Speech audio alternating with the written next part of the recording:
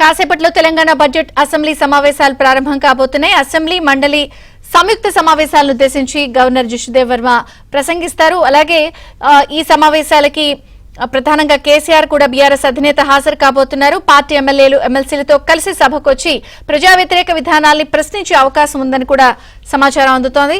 Telangana bureau incharge Naveen మరిన్ని వివరాలు అందిస్తారు. నవీన్, కాంగ్రెస్ పార్టీ ఉన్నటువంటి నేపథ్యంలో 15 నెలలుగా ఇటు ప్రధాన ప్రతిపక్ష నేతగా కేసీఆర్ అసెంబ్లీకి రావట్లేదు అనేటువంటి విమర్శల నేపథ్యంలో ఆయన ఈసారి అసెంబ్లీ సమావేశాలకు హాజరు కావాలని చెప్పి నిర్ణయించుకున్నారు. ఆయన గంటన్నర ముందుగానే ఈసారి అసెంబ్లీ సమావేశాలకు అంటే అసెంబ్లీలో బీఆర్ఎస్ పార్టీ కార్యాలయంలో అంటే ఇన్నర్ లాబీలో ఉండేటువంటి బీఆర్ఎస్ పార్టీకి సంబంధించినటువంటి కార్యాలయానికి కేసీఆర్ వచ్చారు. ఆ పార్టీకి సంబంధించినటువంటి ఎమ్మెల్యేలు ఎమ్మెల్సీలంతా కూడా ఈ అసెంబ్లీలోని బీఆర్ఎస్ పార్టీకి సంబంధించినటువంటి ఎల్పీ కార్యాలయానికి వచ్చారు. మొత్తం మీద ఈసారి జరిగేటువంటి బడ్జెట్ సమావేశాలు తెలంగాణ రాజకీయాల్లో ఒకంత హాట్గానే మారేటువంటి అవకాశాలు కనిపిస్తున్నాయి. ఎందుకంటే ఇటు ప్రధాన ప్రతిపక్ష నేతగా కేసీఆర్ అసెంబ్లీకి రావట్లేదు.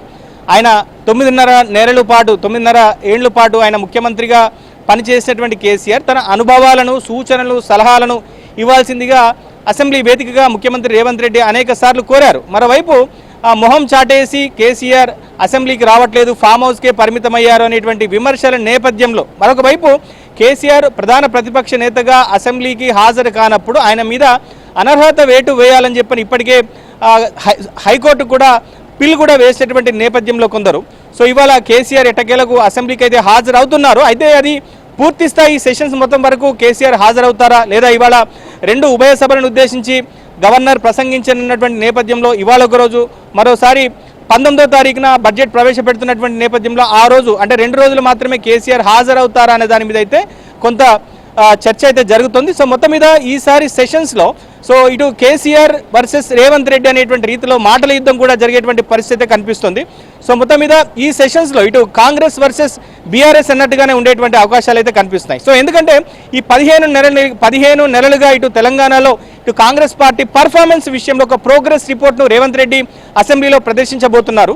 ఎందుకంటే గడిచిన ప్రభుత్వం ఎట్లాంటి అప్పులు చేసింది, అప్పుడు ఉన్నటువంటి పరిస్థితి ఏంటి, ఈ 15 నెలలుగా కాంగ్రెస్ పార్టీ అధికారంలోకి వచ్చిన తర్వాత ఏ విధంగా సమస్యలన్నింటినీ పరిష్కరిస్తూ ఈ 6 గ్యారంటీ స్కీమ్స్ సంబంధించి ఆయన ఏ విధంగా ఇంప్లిమెంట్ చేస్తున్నారు అనేటువంటి అంశాలను కూడా ఇవాళ అసెంబ్లీ వేదికలో ఈ సెషన్స్లో ప్రధానంగా ఇటు అధికార పార్టీ ఇటు సభ్యుల ముందుకు తీసుకురాబోతుంది. మరోవైపు బీఆర్ఎస్ పార్టీ కూడా ఎందుకంటే కేసీఆర్ అసెంబ్లీ సెషన్స్కు హాజరవుతున్నటువంటి నేపథ్యంలో బీఆర్ఎస్ పార్టీ ఒక కొత్త ఉత్సాహంతో అయితే కనిపిస్తోంది. ఎందుకంటే నిన్న జరిగినటువంటి బీఆర్ఎస్ పార్టీకి సంబంధించినటువంటి ఎల్పీ సమావేశంలో కేసీఆర్ ఆ పార్టీకి సంబంధించినటువంటి ఎమ్మెల్యేలకు ఎమ్మెల్సీలకు కొన్ని కీలక సూచనలు చేశారు. ఈసారి అసెంబ్లీ సెషన్స్లో ఏ విధంగా ప్రవర్తించాలి, ఏ విధంగా వ్యవహరించాలి, మరోవైపు సమస్యల పట్ల ఏ విధంగా అధికార పార్టీని ఇరుకున పెట్టాలనేటువంటి అంశం మీద ఒక పూర్తి స్థాయి అధ్యయనం చేయాలని చెప్పేసి కూడా కేసీఆర్ ఆ పార్టీకి సంబంధించినటువంటి ఎమ్మెల్యేలకు ఎమ్మెల్సీలకు పిలుపునిచ్చారు. మరోవైపు ఇటు ఈ 15 నెలల పాలనలో ఇప్పటి వరకు కాంగ్రెస్ ప్రభుత్వానికి ఇచ్చిన టైం చాలా ఇచ్చాం, సరిపోయింది అని చెప్పి కేసీఆర్ పదే దిశానిర్దేశం చేసేటువంటి పరిస్థితి కనిపిస్తుంది. ఇక తెలంగాణలో అనూహ్యంగా కాంగ్రెస్ వర్సెస్ బీజేపీ అన్న రీతిలో కొంత పొలిటికల్ ఫైట్ అయితే జరుగుతోంది. ఎందుకంటే ఇటు రేవంత్ రెడ్డి ఇటీవల కేంద్ర మంత్రి కిషన్ రెడ్డికి ఒక బహిరంగ లేఖ రాశారు.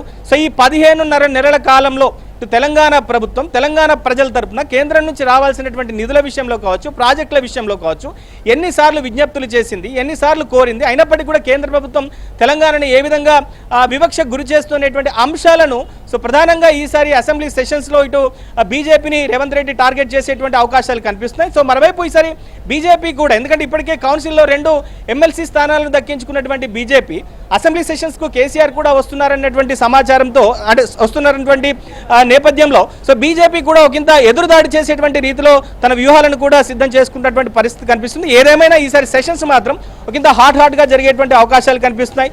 వైపు కాంగ్రెస్ పార్టీ వైఫల్యాలను బీఆర్ఎస్ పార్టీ ఎత్తి చూపేటువంటి ప్రయత్నం చేస్తుంటే మరోవైపు 2 ఎమ్మెల్సీలను దక్కించుకొని కొత్త ఉత్సాహంలో ఉన్నటువంటి బీజేపీ ఇటు ఎదురుదాడి చేయాలనేటువంటి లక్ష్యంతో ఉన్నటువంటి పరిస్థితి కనిపిస్తుంది. మరోవైపు 15.5 నెలల పాలనకు సంబంధించినటువంటి ప్రోగ్రెస్ రిపోర్ట్ను కాంగ్రెస్ పార్టీ ఈ సెషన్స్లో సభ్యుల ముందు ఉంచబోతుంది. ఇంకా ఓవరాల్గా కనుక చూస్తే ఈసారి సెషన్స్ ఈ బడ్జెట్ సెషన్స్లో కనుక ఇవాళ కనుక చూస్తే 11 గంటలకి సెషన్స్ ప్రారంభమవుతాయి. జాయింట్ సెషన్స్ కానీ చెప్పవచ్చు. గవర్నర్ జిష్ణుదేవ్ వర్మ ఇవాళ 2 సెషన్స్ ఉద్దేశించి అంటే జాయింట్ సెషన్ ఉద్దేశించి ఆయన ప్రసంగించబోతున్నారు. సో రేపు గవర్నర్ ప్రసంగానికి ధన్యవాదాలు తెలిపేటువంటి తీర్మానాన్ని ప్రవేశపెడతారు.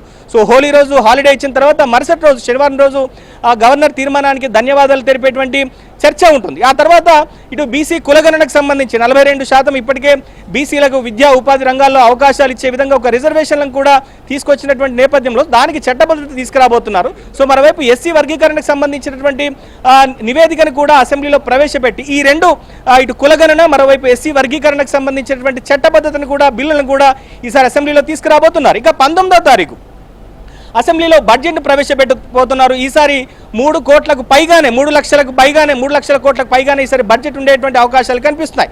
సో ఎందుకంటే 15.5 నెలల పాలన తర్వాత కూడా కొంత ప్రజా వ్యతిరేకత మూటగట్టుకుంటున్నటువంటి రేవంత్ రెడ్డి ఈసారి 6 గ్యారంటీ స్కీమ్కి సంబంధించినటువంటి అమలుకు సంబంధించినటువంటి అనేక అంశాలను సో ఈసారి హామీలను కూడా ఈ బడ్జెట్లో పొందుపరిచేటువంటి అవకాశాలు అయితే కనిపిస్తున్నాయి. సో మొత్తం మీద ఈసారి సెషన్స్ ఈ నెలాఖరు వరకు కూడా జరిగేటువంటి అవకాశాలు అయితే కనిపిస్తున్నాయి. సో మొత్తం మీద హాట్గానే ఈసారి సెషన్స్ జరిగేటువంటి అవకాశాలు అయితే కనిపిస్తున్నాయి. విజయ్ చంద్రిక.